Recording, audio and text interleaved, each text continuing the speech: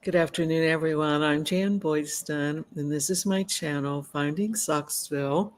I'm an author, a co-author of a book that my brother and I wrote about two children, Matilda and Tomas, Finding Socksville, who discover where our lost socks go, and also figure out how to get them to come home.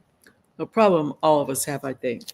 But I also read books by other children authors, and today I'm going to be reading Friends Stick Together by Hannah E. Harrison. Hannah wrote and illustrated this book, and it's about Rupert the Rhino, who's very sophisticated, and Levi the Tickbird. Never have heard of a tickbird, but Levi embarrasses Rupert. So we're going to kind of see what happens between Rupert and Levi, called Friends Stick Together. I'm Rupert.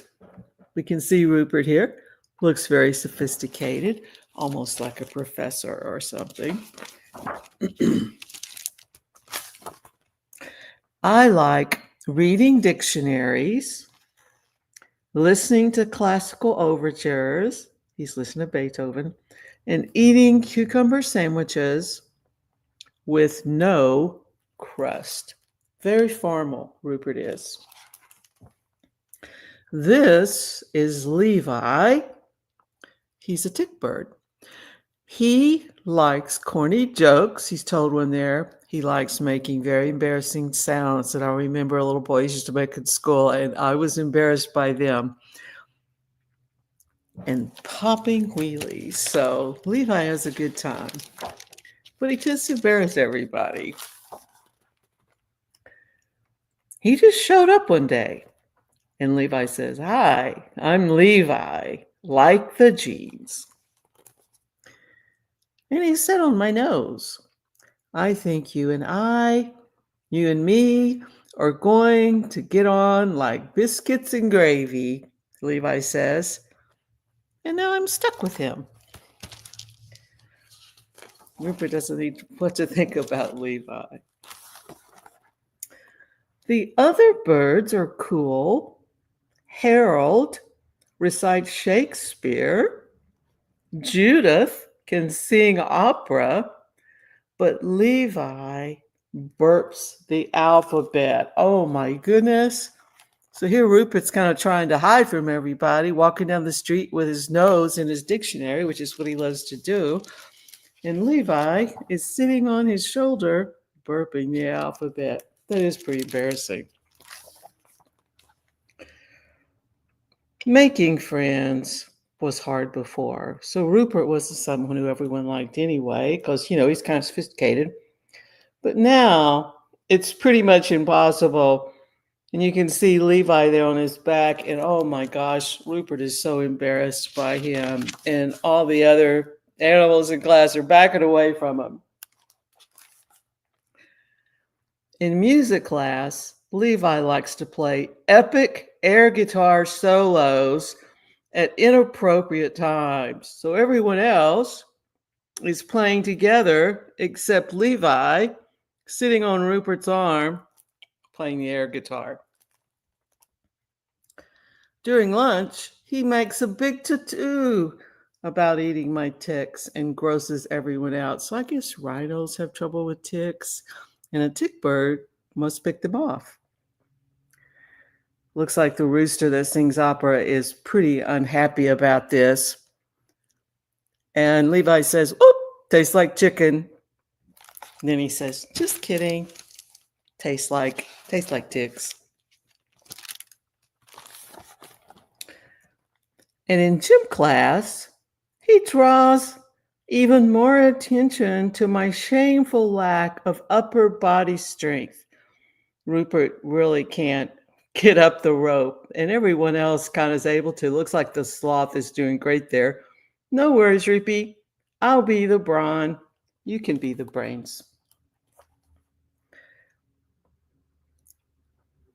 Levi has got to go, Rupert says. You can see Rupert's kind of angry. And what Levi's doing, he's on his nose and he's singing, "If you're happy and you know it, stretch your toes. If you're happy and you know it, stretch your toes." Levi has a great time. He just thinks Rupert's the best in the world, and Rupert is tired of Levi. So in music class, I play wrong notes loudly in Levi's direction.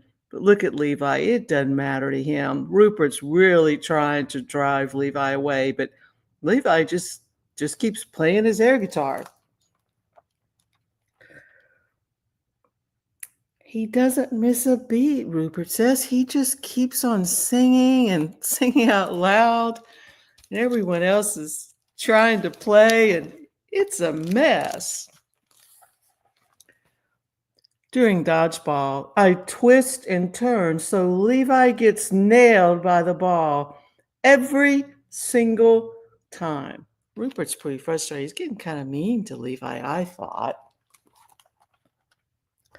But he always bounces back. Look, Levi's a little dizzy here, and he says, "Woohoo! That is not our sport."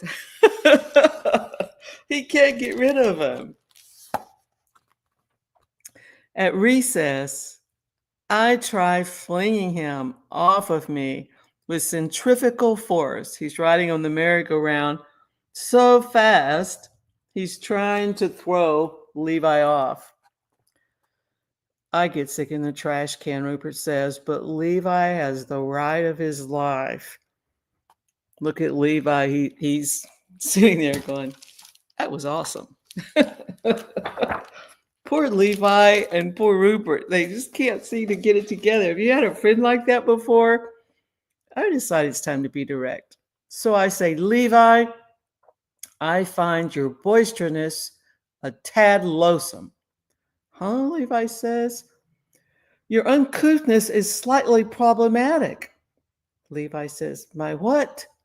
Finally, Rupert says, I want to be alone. Okay, Levi says, and he hops down. Sorry, Rupert, I just thought you looked like you could use a friend. Then he shuffles off to go hide in a bush. And if you look very closely, you can see that Rupert was there hiding in a bush. Levi was there hiding in a bush. Rupert really hurt his feelings. But sometimes, you feel like you just got to be honest. It's hard to know what to do sometimes. The next day at school, Levi is nowhere to be found. Look, they're all orderly now. Music class is nice and harmonious, but also a little boring. The rooster singing opera again. Look at Rupert. He's feeling kind of sad. He's finding out he misses his friend Levi, even though he didn't think he would.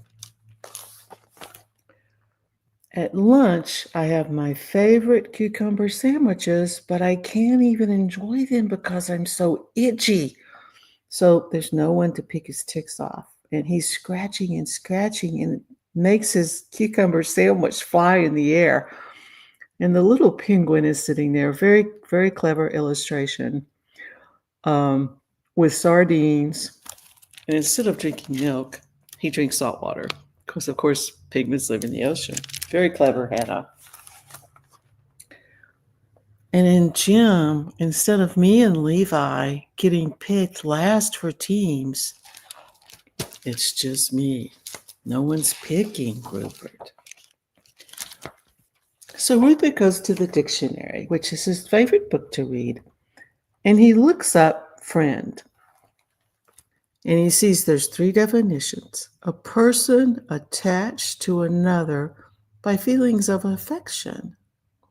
A person who gives assistance, a patron or supporter. Number 3, a person who is on good terms with another, not hostile. I think Levi may have been right. So now Rupert's kind of figuring out that maybe he had a friend there and he drove him off. And I feel terrible. Look how sad Rupert is. Hannah, these are really beautiful illustrations. So after school, I go to Levi's house and I knock on his door. Knock, knock. Who's there? Rhino. Rhino who? Rhino, I was wrong and you were right and I'm feeling sorry. Can we be friends? So Rupert apologizes to Levi and sees if he'll be his friend. Levi laughs and opens the door, and he says, I don't know. You can be a little highfalutin. Rupert says, huh? It's an adjective. Means too big for your britches. And Rupert says, my what? And finally, Levi says, yeah, we can be friends. They're going to be friends. So now, how does Rupert define himself? I'm Rupert. Turns out I like classical air guitar, corny jokes, and my good friend Levi. Look, now they're both playing the air guitar. And this is kind of hard to see, but it's really cute. Levi's parents are sitting on top of the trailer, and his father says, Wanda, what in the world are they doing? And Wanda, his mother, says, Earl, I have no idea. There's one final definition that's been included because, Rupert loves a dictionary. So it's a big word, symbiosis. The relationship between two different kinds of living things that live together and depend on each other. So if you've ever had a friend who maybe embarrassed you, you might think about maybe they're fun, maybe they do crazy things, but maybe what they're doing sometimes can make you laugh, or their devotion as a friend. You can just accept them. Maybe you'll learn to be more tolerant. So got this at my library, Friends Stick Together by Hannah E. Harrison. It's a lovely, lovely book. So I hope all of you have a good afternoon. And I also hope that you read a book. Read a book to a child is the best. And you have a great summer. Take care. Bye.